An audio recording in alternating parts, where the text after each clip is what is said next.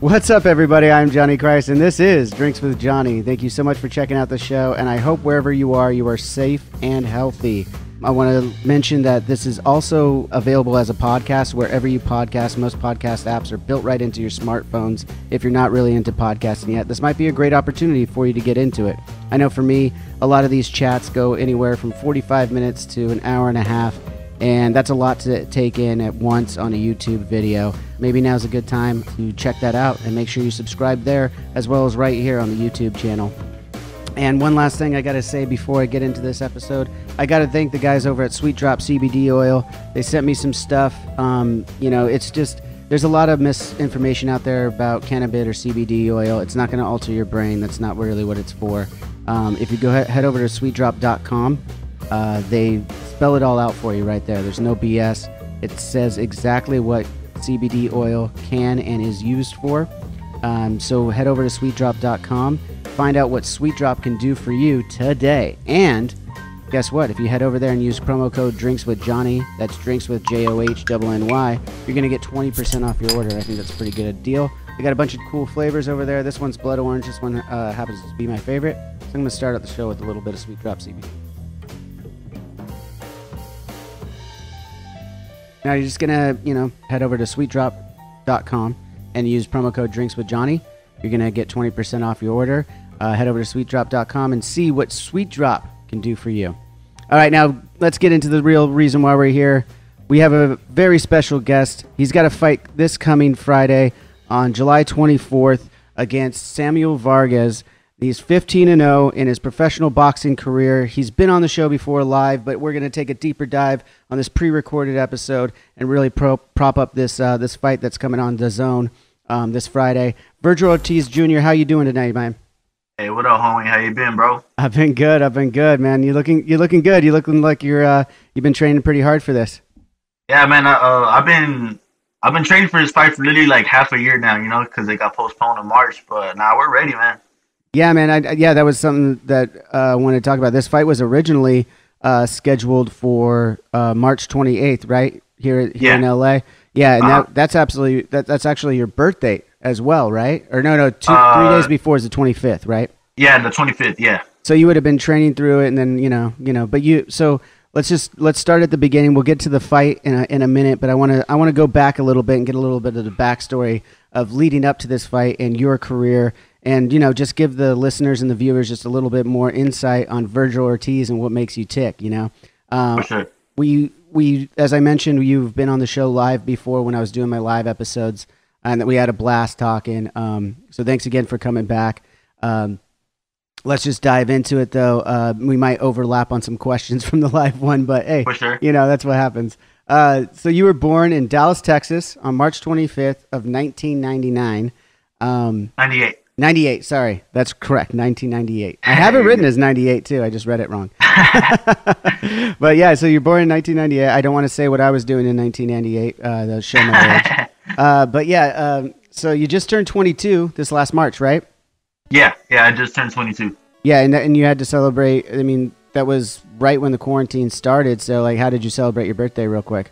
I started it off with a run because I was still staying in shape for it, just in case they called me for a fight and everything like that. But I think I ate some cheesecake because I'm not a big fan of cake itself, but cheesecake is like one of my favorite things to eat, dude. But yeah, other than that, yeah, man. But other than that, it was just a normal day for me. Just stay home. Yeah, no, that's rad though. I mean, I like that you like cheesecake too. I'm not really a big desserts guy, but I will fuck with some cheesecake. That's for sure. I'll fuck up some cheesecake, bro. I usually do that before a fight. That's rad. Like, is that how you put a little bit of weight back on or something? Hell yeah. That's my way. I love it.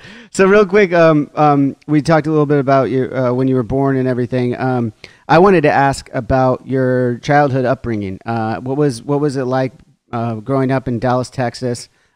Your family, your siblings, your neighborhood.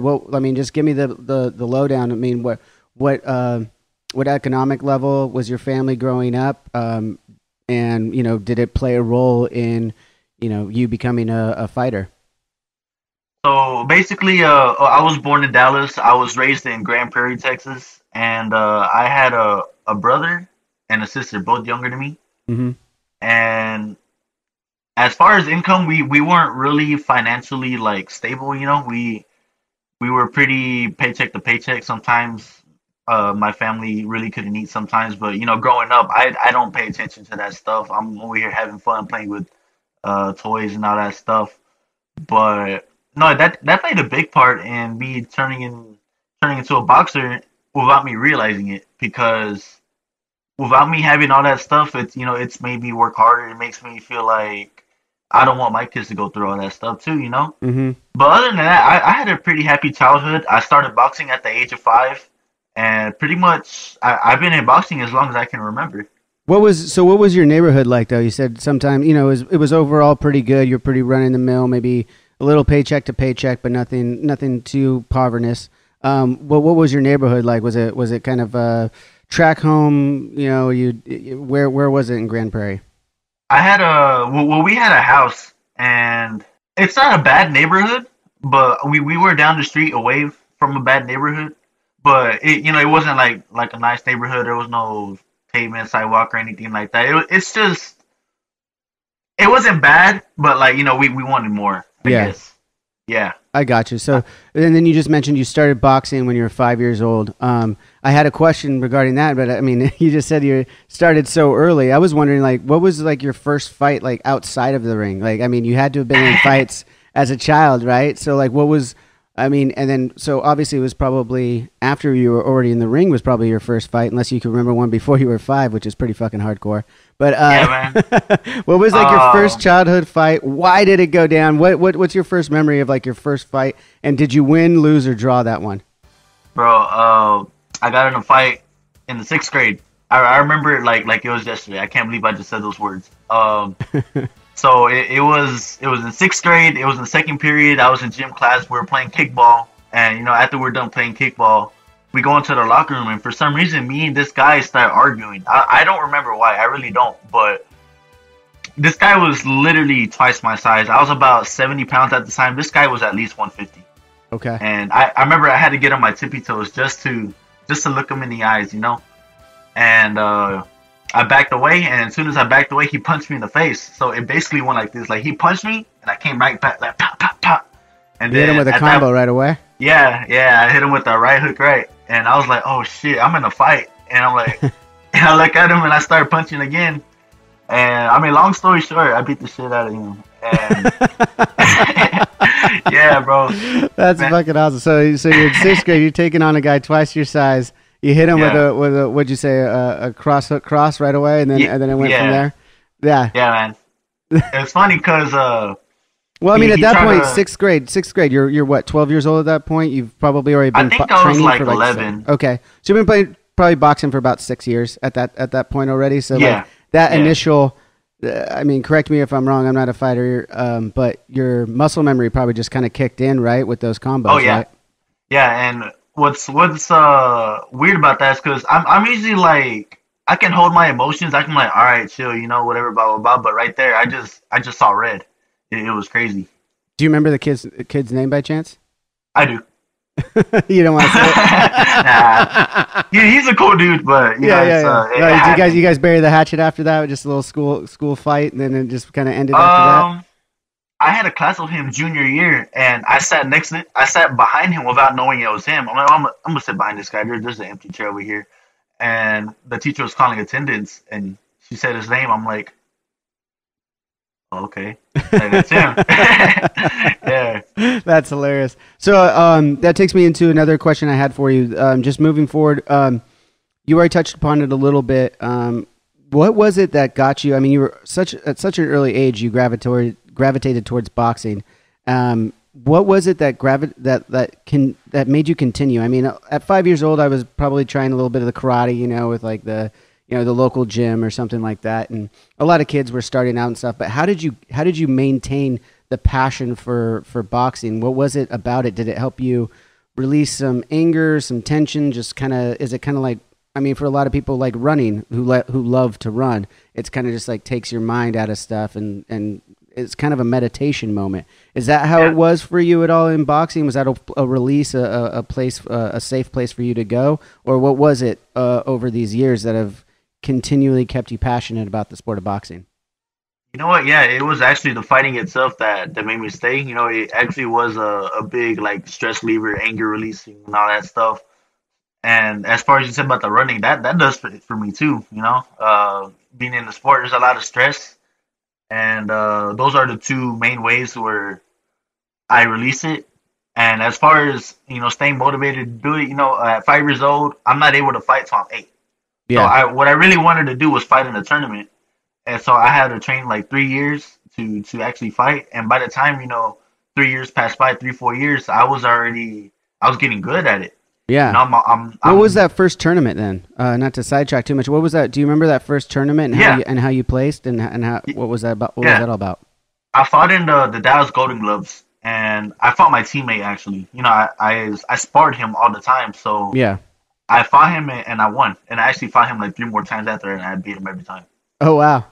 Yeah, I'm sure he's not too sour about that at all.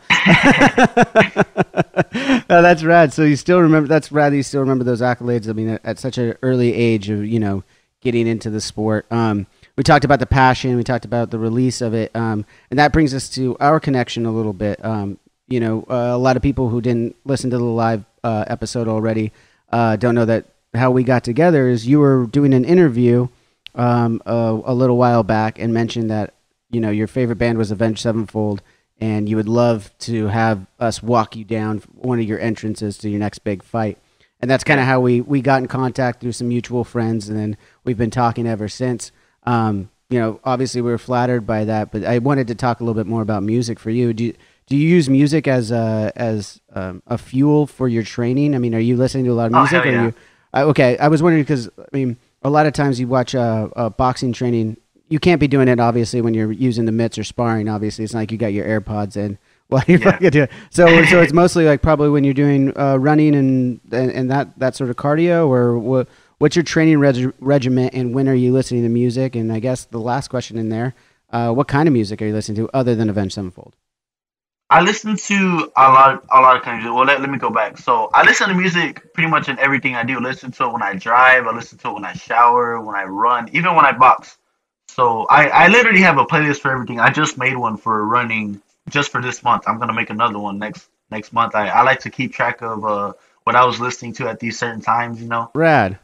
Yeah, that's what I do. So you like chronicle that, so you go back to it. Yeah, that's really cool. Exactly. Yeah, and I go back. It's cool to see what I was listening to back then. I'm like, oh yeah, I forgot about this song, and I'll listen to it again and remember why I liked it. But nah, dude, I listen to everything. Not only I listen to Avenged Sevenfold, I listen to Metallica. I listen to, not gonna lie, Taylor Swift. I like some Justin Bieber in my life sometimes. Nice. Classical music is pretty good. I listen to rap, Drake, 21 Savage. I listen to everything that I think is good. I don't necessarily. Well, I do have a taste. It's rock music, but my range it's endless. Yeah, it's eclectic. Which I mean, that brings it. That's what's awesome. I think that that's flattering that we're at one of the top spots on that list of eclectic taste. And I've from getting to know you, I've seen that you play a lot of guitar now. Like you've been posting on your social media, which everyone, by the way, is Vergil Ortiz Jr. on Instagram. Is the main one that I follow. And you've been playing guitar, doing some guitar covers. I saw, I think that's part of. Being a musician is having that eclectic taste. In my opinion, is you're not all in one spot, right? So yeah, exactly. I love that you mentioned like Bieber and Swift in there too. So like, did Bieber and Swift make the most recent running list playlist, or who's on that playlist? No, I've actually listened to them like way back in when Taylor Swift was doing her country songs still, or I don't even know if it was considered country back then because it was more pop. Yeah, it's country pop, but it still had some more. She had further legs standing in the country scene at the beginning, and exactly. Since there's maybe a pinky toe still dipped in there. Yeah, I still remember listening to her when I would drive to Kansas, Missouri to go to these national tournaments. My coach, he was an older guy who listened to the country stations, and her music will come up a lot, and that's how I got into her. Yeah, that's rad. I mean, I absolutely loved Taylor Swift. My wife was actually the one that turned me on to Taylor Swift. I heard some songs like early on. I was like, these are some really fucking well written songs. This is yeah, they are. Yeah.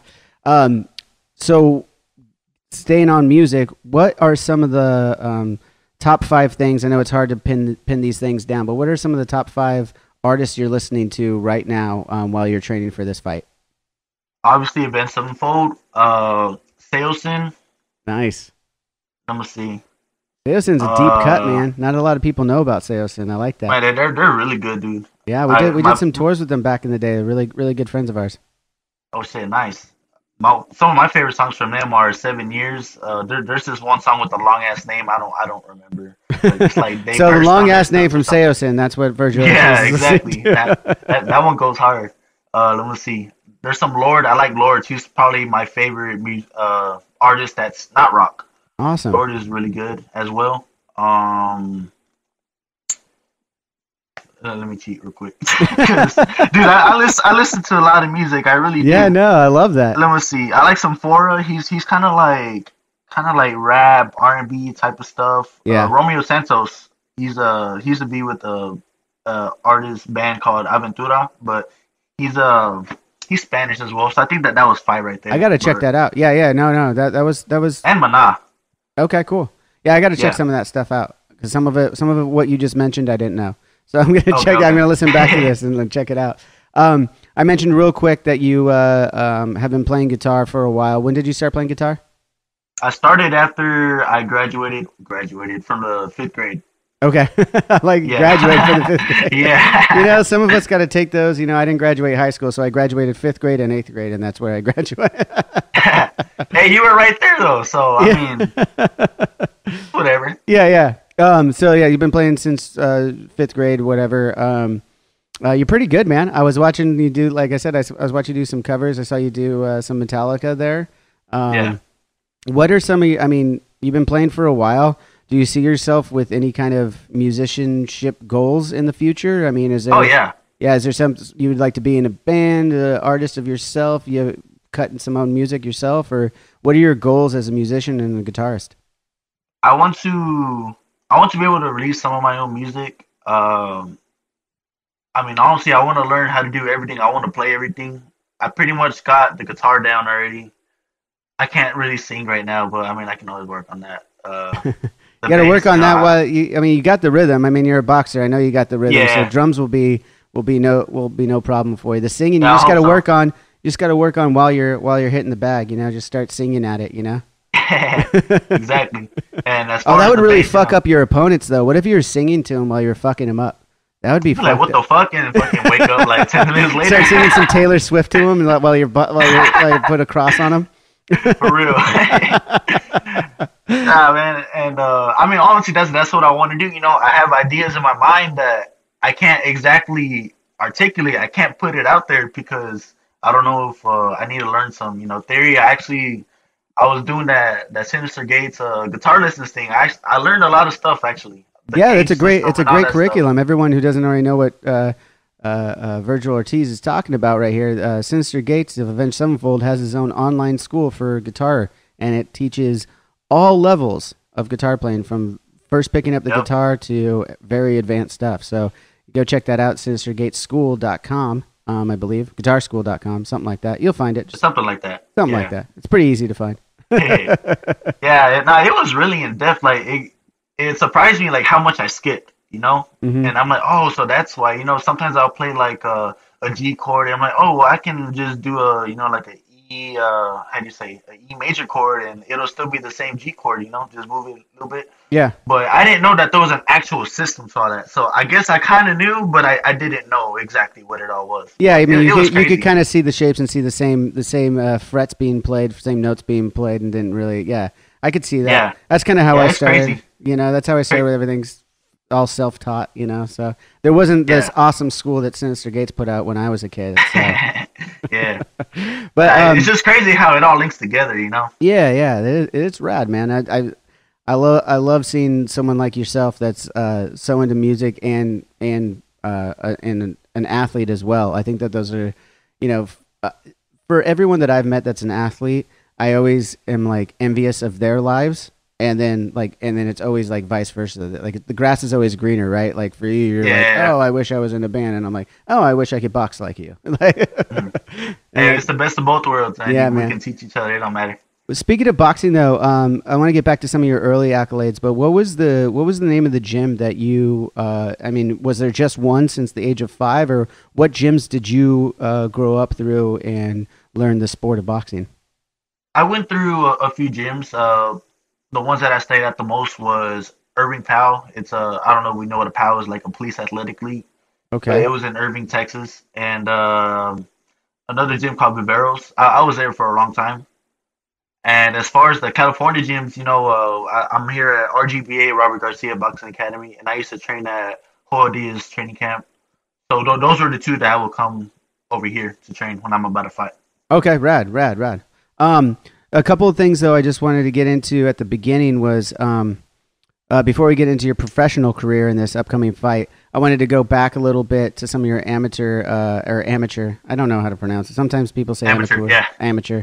I don't know why I just said amateur, but amateur, everybody.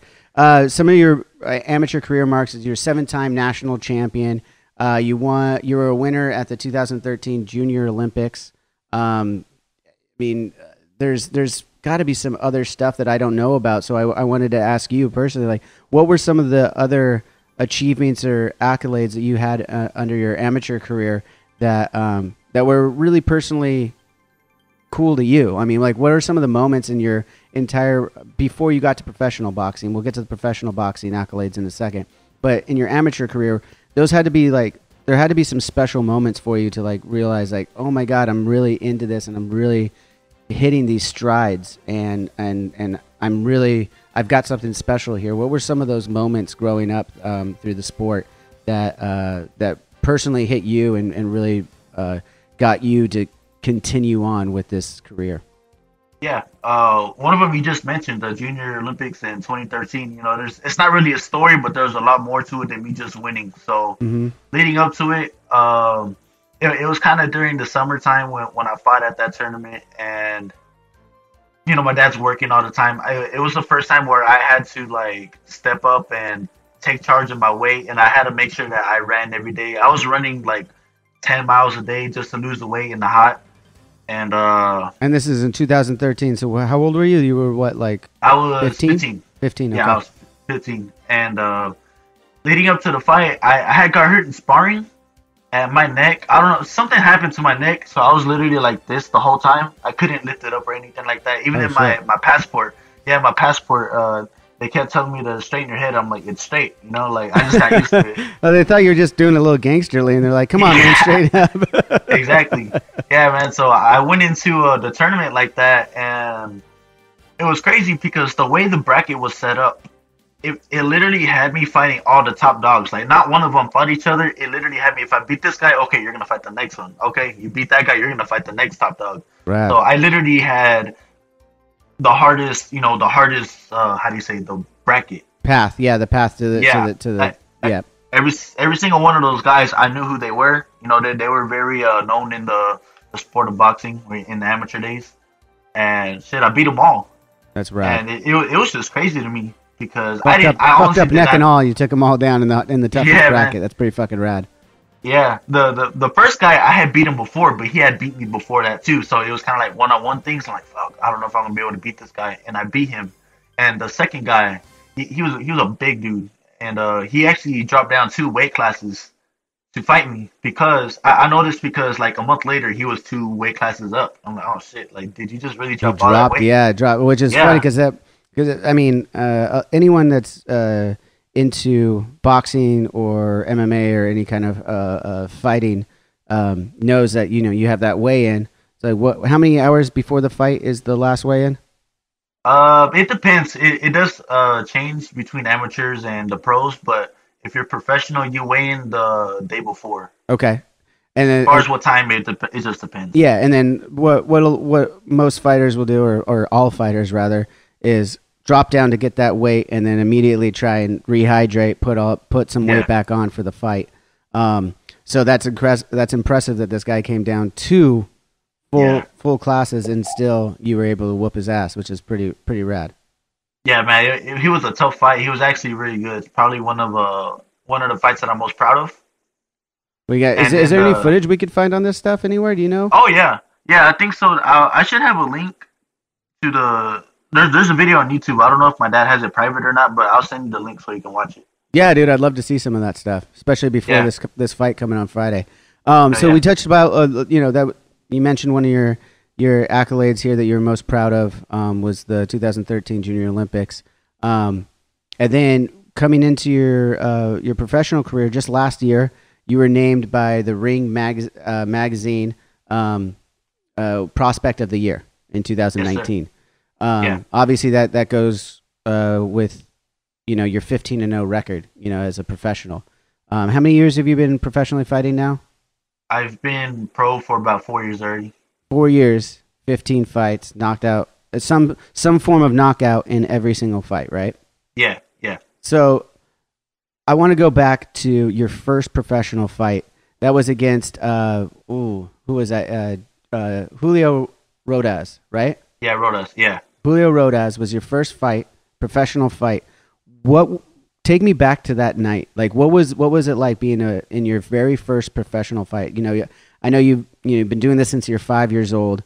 You know what you're gonna do. I imagine in a lot of respects, but you haven't been on that stage yet. You're on what would be considered the main stage now, and it's a professional fight. Different.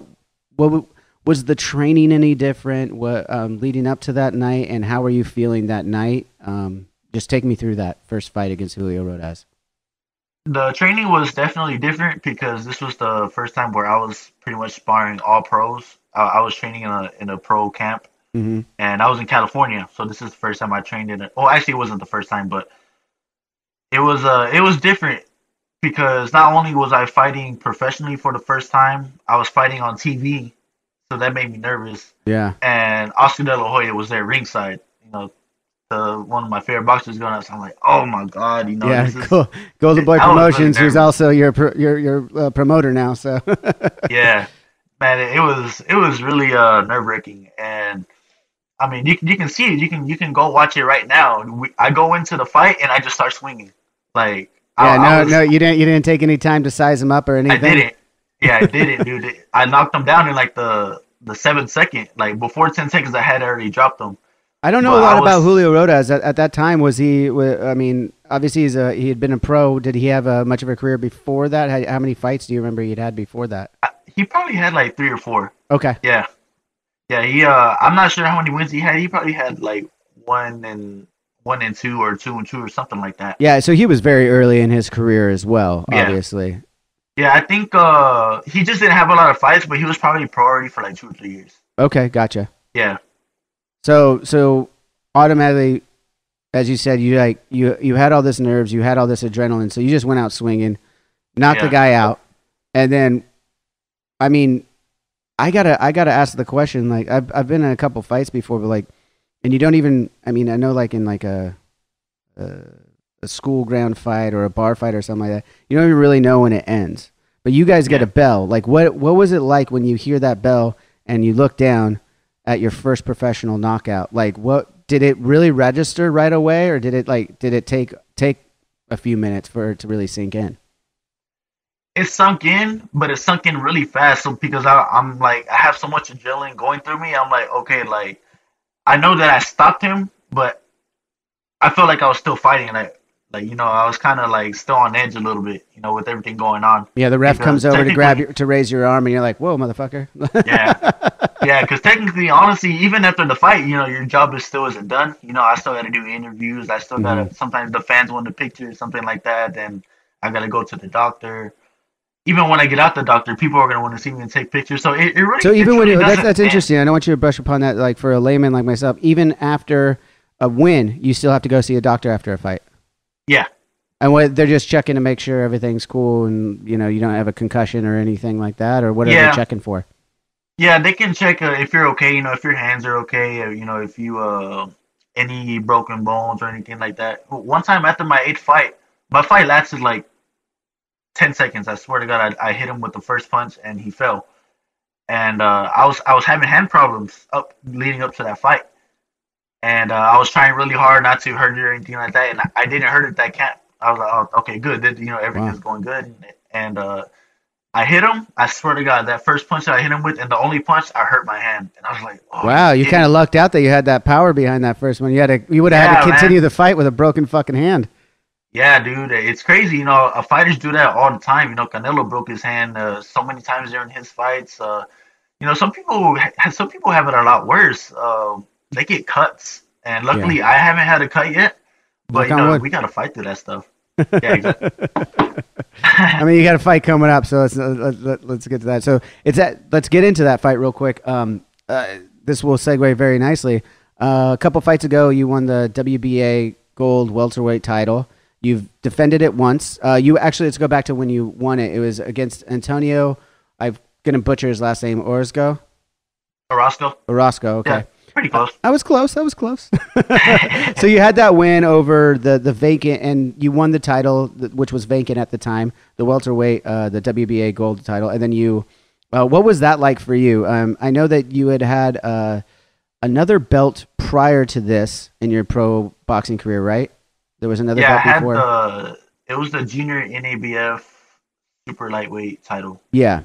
So you had that, which I'm sure was a great accolade in itself, but now you're at like the WBA gold welterweight, and you currently hold the title right now. Like, what can you take me through that fight real quick? Like, what was it going into this fight with Antonio that, you know, you guys both knew that the belt was up for grabs, and whoever won this fight is going to get that belt. I mean, was this something that you really were striving to get? Something that you could put a notch on your belt, on your career, and helps you propel to move forward?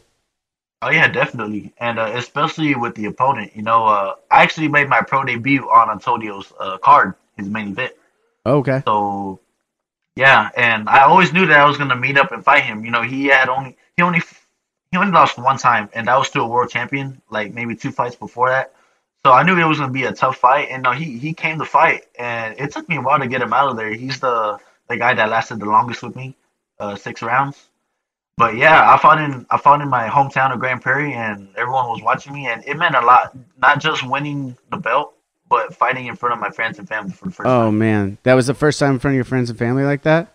Yeah. Dude, that must have been such a rad night. You must have been all fucking nerves though, right? I mean, I don't know. Hell yeah, bro. I still remember the first time playing a show in front of like friends and family. Like once we like got to a point, you know, you have friends and family coming out when you're playing bars and there's like 10, 15 people, you know, they've seen us play, but not like seen us play, you know, until like, and then now it's like every time you go through the same city, friends and family come out and you're like, oh fuck, I got to get like fucking 150 tickets and all this fucking shit.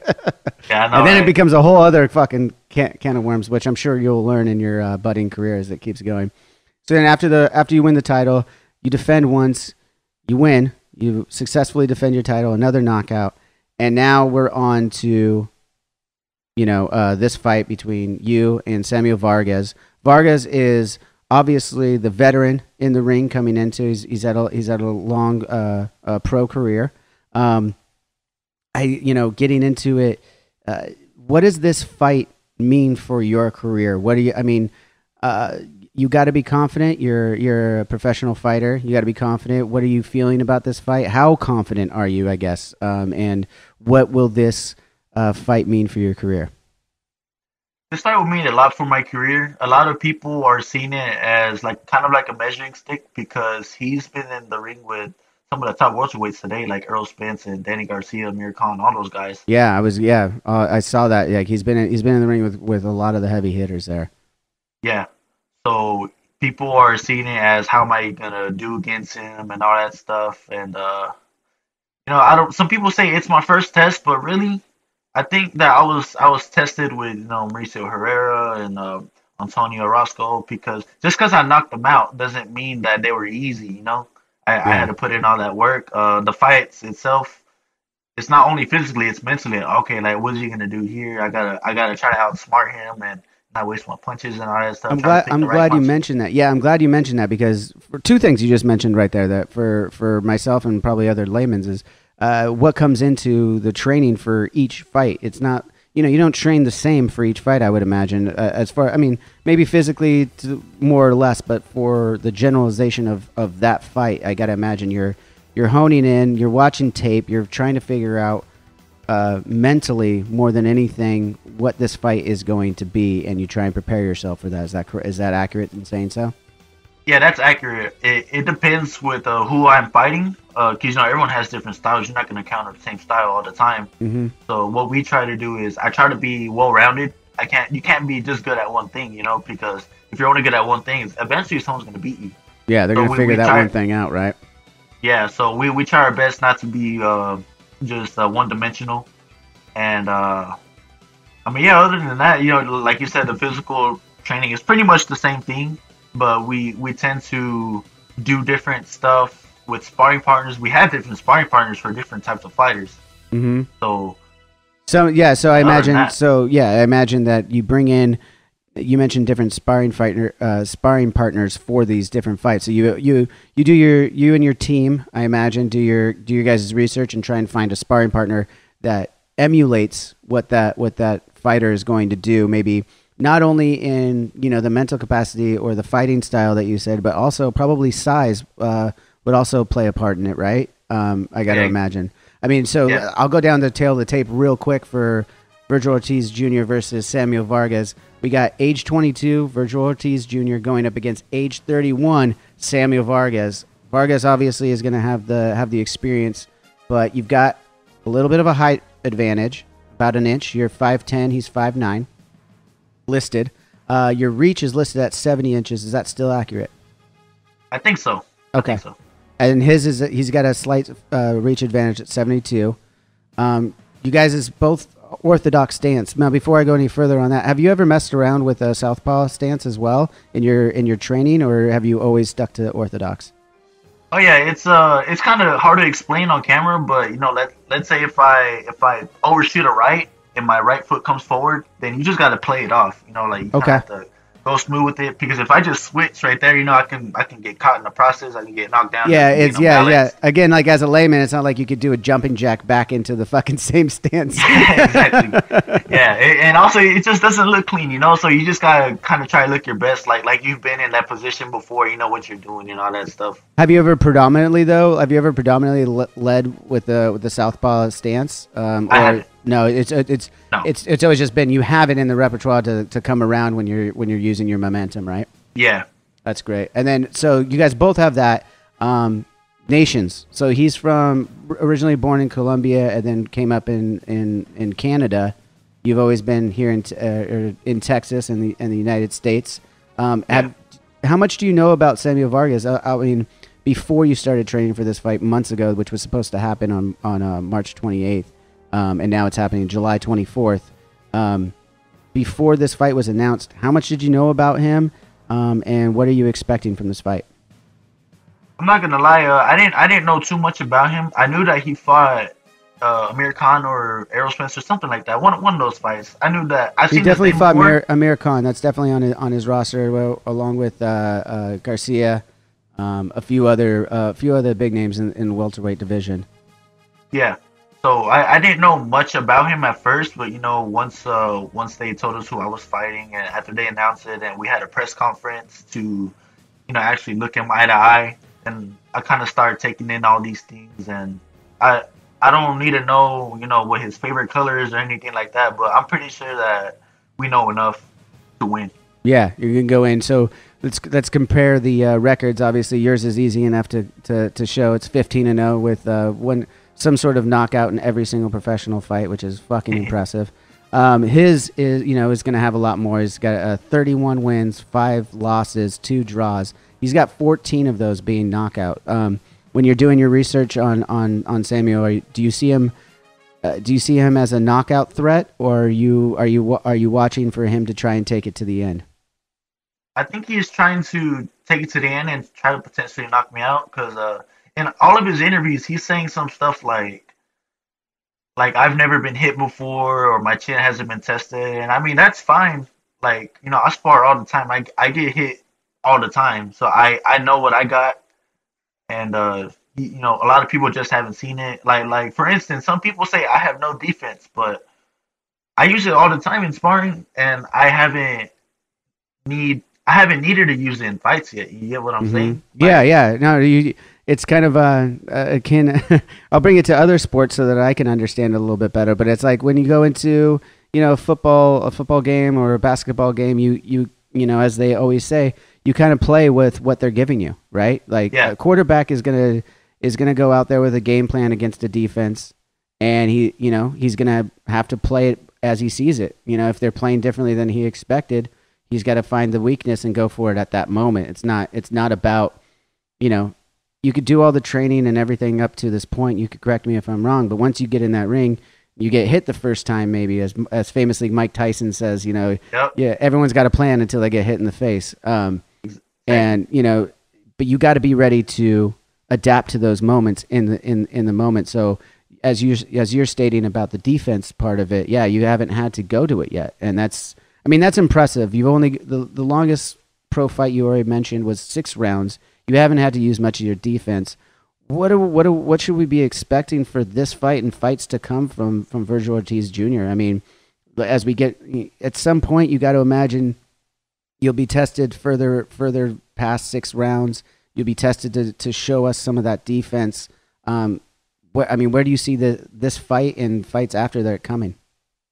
Yeah, you know what you said to yourself. I've only been 6 rounds. There's another whole other 6 rounds that people haven't seen them yet. As far as like what to expect out of a next fight, out of me, I mean, you can always expect me to do my best. I'm strong. I throw every single punches with every intent to knock you out. I know he's gonna come at me with everything he's got. He's gonna be one of those fighters that's gonna come to me, and I don't have to chase him down. I already know that, and we're gonna be ready for that. He's gonna try to take me to deep waters, and yeah, I mean he's gonna. I would imagine his strategy, without having spoken to him, I'm just going off of reading a book by its cover, I guess. But you would imagine the veteran is going to be trying to take his experience and knowledge and try and take you out of your element, or what he knows of your element, and hopefully you're going to be showing us some shit that you haven't showed us quite yet. I'm really looking forward to this. I'll plug it again real quick and we'll keep going. Everybody, this fight is going to be on DAZN. That's DAZN. That's an app. It's a boxing fighting app. It's going to be live July 24th, this Friday. I know I'm going to be watching. I'm going to be cheering on. I'm going to be wearing my Vergil Ortiz shirt that he sent me after he was live. I got to send you a Drinks with Johnny shirt too, by the way. I keep forgetting to do that. But yeah, no. So it's DAZN. It's pronounced DAZN. It's DAZN. You'll find it in the App Store. You could live stream it from there, and you'll be able to watch Vergil Ortiz Jr. and Samuel Vargas in the fight. It's gonna be incredible. It's for the title, the WBA Gold welterweight title. So it's a title event. It's gonna be. I can't wait to watch. I mean, I haven't personally seen a live fight of yours since we have become friends. And I'm looking forward to one day, being ringside and seeing this fight. But let's get back to the world at hand right now. How has your training been any different for this under the given pandemic, the quarantine? What kind of precautions is your promotion taking, and whoever's putting on the card in general this coming Friday? What are you guys' precautions or protocols that are being taken in order to make sure that everyone's safe amidst the coronavirus? As far as the training itself, the training hasn't really changed a whole lot. I'm still sparring every day. We're sparring the same sparring partners, so we're not spreading anything around, and we're only sparring each other. Mm-hmm. When we go into the gym, we check everyone's temperature. Pretty much everyone who's not a fighter has to wear a mask. Okay. And as far as promotion wise, I've taken about 2 corona tests already, like back to back in these few weeks that just passed by leading up to the fight. Probably gonna have to take another one.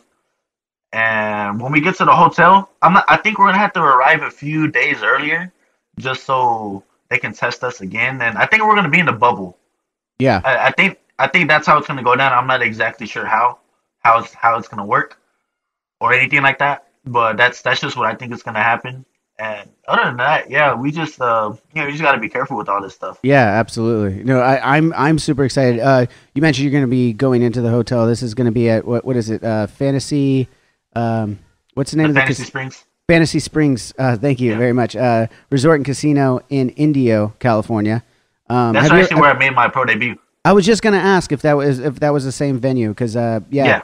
if you had fought, and have you fought there since, or this will be the first time returning? Let me see. My first fight I fought there. My third and fourth fight I also fought there. My ninth fight I fought there, and my last fight I had fought there. Oh shit! So you're very familiar with this Yeah. You're very familiar with the locker room. You probably still got your name signed on the wall in the locker room back there. Yeah, exactly, man. Actually, I fought there as an amateur too, as well. So yeah, I'm very familiar with that place. You know, it's like a home ring for you, right? Well, actually, dude, I used to, like I said, I used to train with the Joel Diaz. The camp house was in Indio, California, literally right there. I swear to God, like if I looked out my window, I could see the hotel. So, yeah, that literally used to be my home. Dude, that's rad. So you're at. I wish I could be there to be part of that home crowd, man. I know, it's right, unfortunate, man. but we'll have to get into it. Well, we mentioned that how we met was through an interview you did before with where you mentioned Avenged Sevenfold would be a dream to walk you down. Hopefully, we can make that happen in the future sometime. Aside from Avenged Sevenfold, though, is there what other musical artists of any kind, or just even music? I mean, do you already have it picked out what you're going to walk out to for this fight? Is there a song that you're going to be using for the entrance? I'm not sure. Honestly, every time they ask me this question, and it's usually like right before the weigh-ins, I don't even know. Okay. 'Cause it's like, but so we're just gonna have to tune into the zone to see what Vergil Ortiz Jr. walks out to. Yeah, I'm gonna be on pins and needles just for that. I mean, the fight's one thing, but I want to see the entrance. Yeah, well, now one day we're gonna do some crazy ass stuff. Like one of my dream entrances besides music is to have Kurt Angle. Oh fuck yeah, that'd be rad. Yeah, I fucking love his song. His song is badass, and just have him walk in the ring, possibly with the belt. If I have a belt at the time, that'd be fucking badass. That would be super sick. Are you? So you said Kurt Angle. Are you more of a fan of his Olympic wrestling or his professional wrestling? Professional. Yeah, I like that. Who's your favorite? I'm a big professional wrestling nerd. Who's your? It's hard to pick an all-time favorite just like in music, but just throw one out there that's one of your all-time favorites right now. It's probably Eddie Guerrero. Oh, I grew up rad. with him. I grew up watching him. And you watch, obviously, what was it? Beyond. They just had a special. I don't know if you saw it. I didn't see it. No. Okay, you got to check it out. Just type in Eddie Guerrero special. It's like Beyond the Ring, Beyond the Mat. It's not one of those. It's something else. It's out there. I'm butchering it right now, but I just watched it not too long ago. It was fantastic, I gotta watch it. Dude. And when he started the LWO, the Latin World Order, during the NWO years, that shit was just fucking amazing. Anyways, I digress. I want to do a trivia question, like 10 trivia questions just for fun to end this little thing. But before I do that, not looking too far ahead, I know you got a big fight with Samuel Vargas this Friday, July 24th, live on DAZN. Everyone go check that out. I saw in some other interviews, though, you kind of are looking forward in a way. You are saying that you're ready for Terrence Crawford. Among some other ones, I know that you've had some spats with Errol Spence. There's other guys like Sean Porter in the division or in the weight class, however you guys say it. And when you talk about these guys, Errol Spence, Terrence Crawford, I mean, Terrence Crawford is recognizably known as one of the top 5 pound-for-pound boxers in the world right now. And, he's had a long career. He's 31, 32 years old. You're 22 years old. And you're saying you want him now. What is that all about? Like, are you saying, like, you go into the Samuel Vargas fight, you're in your salt, and just kind of show everyone, who are doubting you, that you're ready for this? Is that the next step? Are you think this win over Samuel Vargas can show some people that you'd be ready to step in the ring with Terrence Crawford? So basically, the way that interview went down is he asked me who I'd like to fight in the future.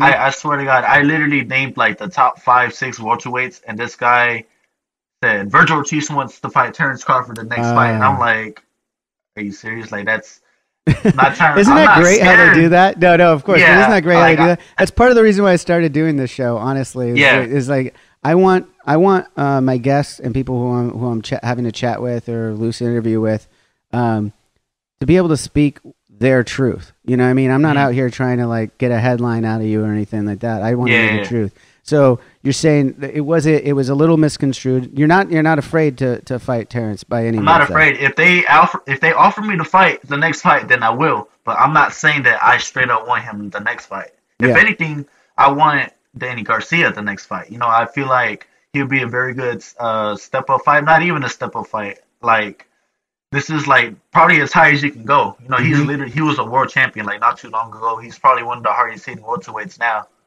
Probably has the most. Yeah, and it would make sense too if you let's just say if and when you take down Samuel Vargas. He had a fight with Danny Garcia as well not too long ago, so it would make a lot of sense that, you know, you'd be next in the line for Danny Garcia. I mean, that would make a lot of sense to me. I'm not a promoter and I'm a layman in the boxing world, but I mean, it would make a lot of sense to me. I'd be looking very much forward to that fight, and that could maybe play. I guess the question that I had about Terrence Crawford specifically, you know, he's getting up there in age as far as boxers go, in a lot of respects. Would you like to see him sooner than later, though, so that you could really test his prime or some semblance of his prime? Or is it really just, hey, I'm just ready to fight whoever they put me in front of next? You know, I would like to fight him within 2 years. I have said this the same thing with Errol Spence. I don't want to fight people that are going out of their prime, you know, because when I fought Mauricio Herrera, you know, he was up there in age, and a lot of people discredit me for knocking him out, being the first one to knock him out, just because, you know, he was that old. But in my defense, the fight only went like just over 2 rounds. You know, I don't think age played a factor in that just yet. Maybe it feels like in the 7th, 8th where he's starting to fatigue a little bit, then yeah. And it wasn't like we were throwing a lot. It wasn't like we were brawling the whole time. We were pretty much like almost didn't even use any energy leading up to the end of the fight. So just to avoid all that, I would like to fight people when they're still at their tip top shape, you know. Absolutely. And you mentioned one other one that I want to talk to before we get into this 10-question quiz for a little fun send off. Errol Spence. We talked a little bit about it a couple months ago on the live show. You guys have had a little bit of a spat back and forth on some Twitter beef, some things like that. When do you see that fight happening? I think a lot of people in the boxing world really want to see, you know, anytime there's some shit talking between a couple of fighters going on, it really kind of hypes up the fight. When do you see this kind of happening? And if you can make it happen, when would you ideally want to fight Errol? I mean, I would like to fight him maybe like in. It just depends, because I feel like this is gonna be one of those fights that everyone's looking forward to. You know, a lot of promoters like to marinate them, and honestly, I think that we're gonna fight at 154. I'm not sure when I'm gonna move up. Maybe like in 2 years, less than 3 years for sure. So that's around the time frame where I would like to fight him. But yeah, other than that, you know, it's just it is one of those fights everyone wants to see, because, you know, I grew up with him and we used to train out of the same gym. And as far as you know, the little Twitter thing that went on, you know, I don't say nothing to anyone, and I think that just kind of hyped it up even more. Like, damn, like, you know. So. Yeah. I mean, typically what I've seen from your career is you let the in-ring work do your talking for you, and this was a rare time when you could find out little Vergil Ortiz letting it out a little bit. Yeah. So I think that definitely played a big part. I'm looking forward to that fight.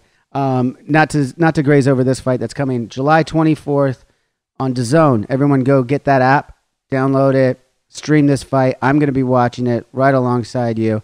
That's this Friday, July 24th, from the Fantasy Springs Resort and Casino in Indio, California. So awesome. Also, make sure you guys follow Vergil Ortiz Jr. on Instagram. Is it the same for Twitter and Facebook? Or do you have those? I know you got Twitter. Yeah.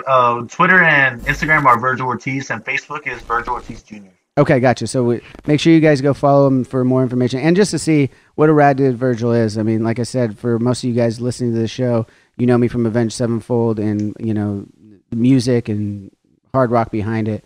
This guy's into it as well, man. He's one of us. So make sure you guys follow him and support his boxing career, which is, you know, sure to be a fucking great one. So just starting out in many respects. I mean, 4 years in and just starting out is insane to me. 15-0, insane. So before I let you go, though, are you ready to play a little bit of a quiz? Some of these are going to be layups. Some of them might fuck you up a little bit. You're a little younger than me. So you ready? Yeah. All right, we're going to start this one off. What bouncer turned actor fought Sly Stallone in Rocky 3? In Rocky 3? Rocky 3. I pity the fool that doesn't know the answer to this one. Mr. T. There you go. Mr. T. There was the hint. You got the hint. I know you don't drink, so this might be a tough one for you, but right. Try not to think too much about that aspect of it. The frozen margarita machine was invented in what U.S. city? Arlington, Texas? Dallas, Texas. That, Very close. I go to the actual restaurant. I go to the actual restaurant. It is really good. It's called Mariano's. It is so bomb, dude. Yeah, but you don't drink, so would you get a virgin margarita from the margarita machine? No. It's not even that. When you walk into the restaurant, there's literally, you can see the first margarita machine right there on the wall, right when you walk in. Oh, fuck yeah. Yeah. I got to go there. You got to take me there next time we're in Texas. Hell yeah. It's right down the street. It's fucking good. All right, man. What holiday from United Kingdom takes place the day after Xmas? In the United Kingdom. It started in the United Kingdom. It's a holiday a lot of people know about now. Not everyone celebrates here in the States, but it happens the day after Christmas. So I know December that there's 26th. a day called Boxing Day. That's it. You got it right. Okay, there we go. All right. So this one's a little bit of a stretch, but hey, we're fucking around here. What 1986 movie did Eddie Murphy star in as a social worker trying to find a Tibetan child? I don't know anything about that. Okay, so I'll give you the hint. The hint here is it sounds very similar to your promotion. Yep, it was before your time, 1986. Yeah, I don't know about that one. I'm not gonna lie. It's The Golden Child for any of you who are 30 years or older know that one. Okay. Here's one you might know. I don't know. Again, it might be okay. So these are characters from a classic Nintendo game. You gotta tell me what that Nintendo game is. Glass Joe, King Hippo, Little Punch Mac. Out. There you go. I play that one. Oh, dude, I just started playing that with my son during the quarantine. He's like 3.5. He got one of those Nintendo minis, and he's like, oh, I'll be your coach because it's one player. So he just stands there and watches me while I play. It's such a fun game. Let me get to this next one. What former Disney child actor from your hometown in Texas, Prairie? Gomez. What's that? Selena Gomez. But you didn't even let me finish it. I was gonna say can't keep her hands to herself. That's my dream, bro. I want to go on Family Feud, and right before he finishes the question, I'm just saying like whatever it is. Well, you're already practicing for it. All right, we're on to number 7, which might be a difficult one for you. You might be in trouble if you get this one wrong. Run to Me was a musical single released by what athlete in 2000? Run to Me. Run to Me is the name of the single. It was released by a Grammy-nominated athlete in the year 2000. If you say it, I'm gonna be in trouble. There's only one name that comes up: Oscar De La Hoya. Yeah, you got it right. That little hint. Yeah, the little hint got you. You would have been fucked without that. And Oscar would have been I don't know pissed. about that one. Not gonna lie. Now you're gonna have to go listen to it. It's got to be in your training playlist. You got to put it in your training playlist and show Oscar next time you're there. Be like, hey, dude, I know about your past. For real. Hell yeah. Okay, my favorite workout song is the song by it was in Rocky 4. I think it's called Hearts on Fire. Dude, Rocky 4 soundtrack. Okay, all the Rocky movies, great soundtracks. No disrespect, especially the originals. For whatever reason, maybe it was because it was, when Rocky 4 came out, was the late 80s, and I think it was like the first. I had seen the other ones before. It was the first one that like I saw for the first time, and it was new. Yeah, that one like blew me away. The soundtrack alone, the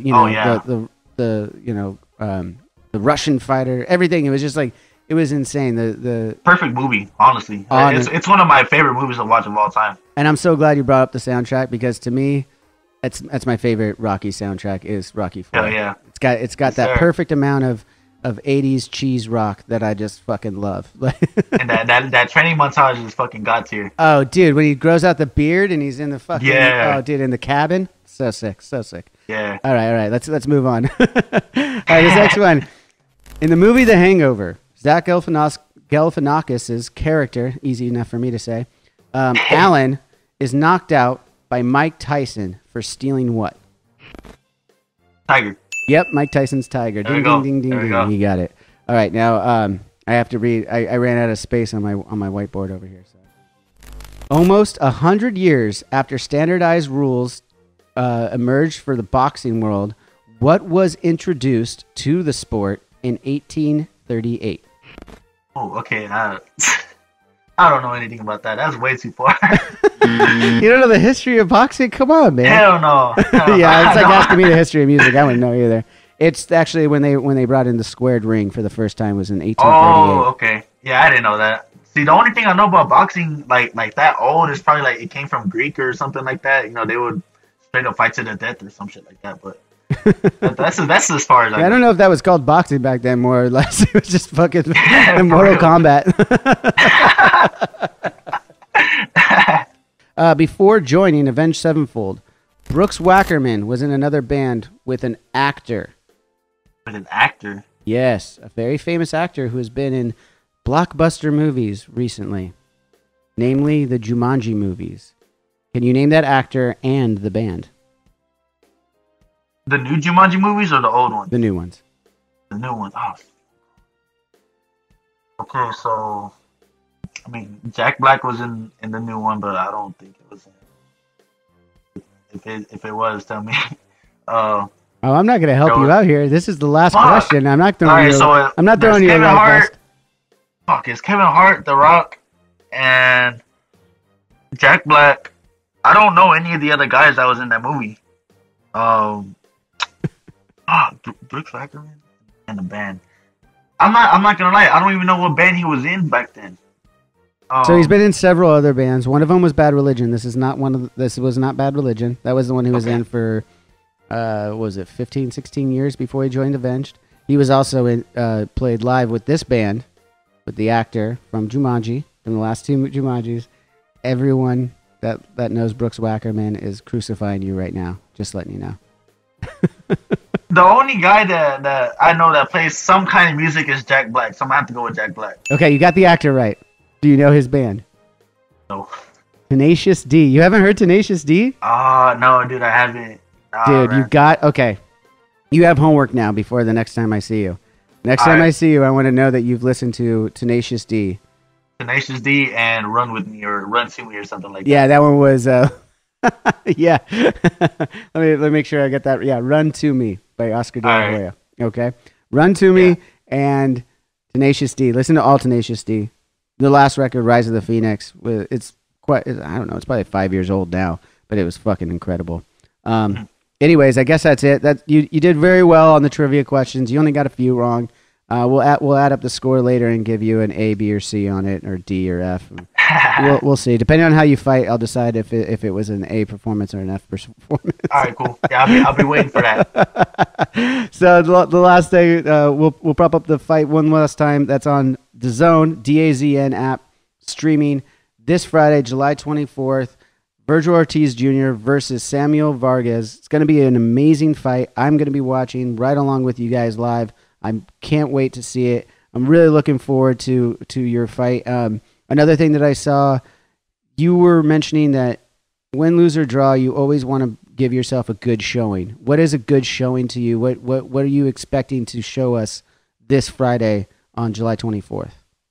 So basically, honestly, I don't watch a whole lot of boxing because there's a lot of fights that are boring. I don't like watching boring fights. So I don't want to be a part of one. And, to be a successful boxer, you have to be in fights that people are going to want to pay to watch. That's literally where the money comes from. Absolutely. So my main goal, is to always look good. And for me, looking good is, just landing all these punches. It can involve a knockout, but like I'm saying, like I don't necessarily look for the knockout, but that always adds a little flair to it, That's what people like to watch, the knockouts too. So absolutely. I like being entertaining fights. That's it, and I like watching them after. Well, I'm looking forward to being entertained this Friday, July 24th. I'm going to be watching right alongside. You'll get blown up. You're going to see your text messages afterwards from Johnny Christ. There's going to be a bunch of them fucking like telling you everything that you just did, and you're going to be like, dude, I really need to go to sleep now. But but thank you again so much for being on the show. I'm looking forward to best of luck in the upcoming fight. Everyone go check this fight out on DAZN, DAZN, and follow Vergil Ortiz Jr. on Facebook, Instagram, and Twitter, as we already said before. And I guess that'll just put a bow on it for this time. And hope to see you in person sometime soon, man, so we can hang and you can show me the ropes a little bit. I'd love to get in the ring and have you show me a couple things. Yeah, let me know. I'm down whenever. All right, man. I'll talk to you soon. Have a good one, man. All right, bro. You too, man. Thanks again for checking out this episode, and thanks to Vergil Ortiz Jr. for joining us for this very special episode. This is really cool for me. This is the first time I've been able to set up a fight with a guest and kind of prop that up. So that was really cool for me. I hope you guys enjoyed it as much as I did. If you did, make sure you hit the subscribe button right down here on the YouTube channel. If you're hearing this now and you're going over to watching this now and you're going to go over to the podcast, make sure you subscribe there as well, wherever you find your podcast. It's Drinks with Johnny. Easy enough to find. Make sure you follow us on Instagram, Twitter, and Facebook. Again, Drinks with Johnny, super easy to find. And head over to drinkswithjohnny.com. You'll be able to find all the official merch for the show, which helps support all the people I have working for me on the show. And as well as you could sign up for the Thirsty Thursday newsletter that's written by me every Thursday. I send out an email to you guys, letting you know what's coming up, what's already happened, and maybe a little behind the scenes look to what we're doing here on the show. As well as you'll receive 20% off anything on that online store right there, including the Schechter Signature Base. It's Johnny Christ Schechter Signature Base. Tongue twister there. You receive 20% off just by signing up for the email list. So go ahead and do that. Head over to drinkswithjohnny.com. And, just thanks again to Vergil Ortiz Jr. And really looking forward to his fight with Samuel Vargas this Friday, July 24th on DAZN. It's pronounced DAZN. It's DAZN. It's an app for boxing. Download it and stream this fight alongside with me and my good friend Vergil Ortiz Jr. Thanks again for checking out the show, and we'll see you next time. Cheers.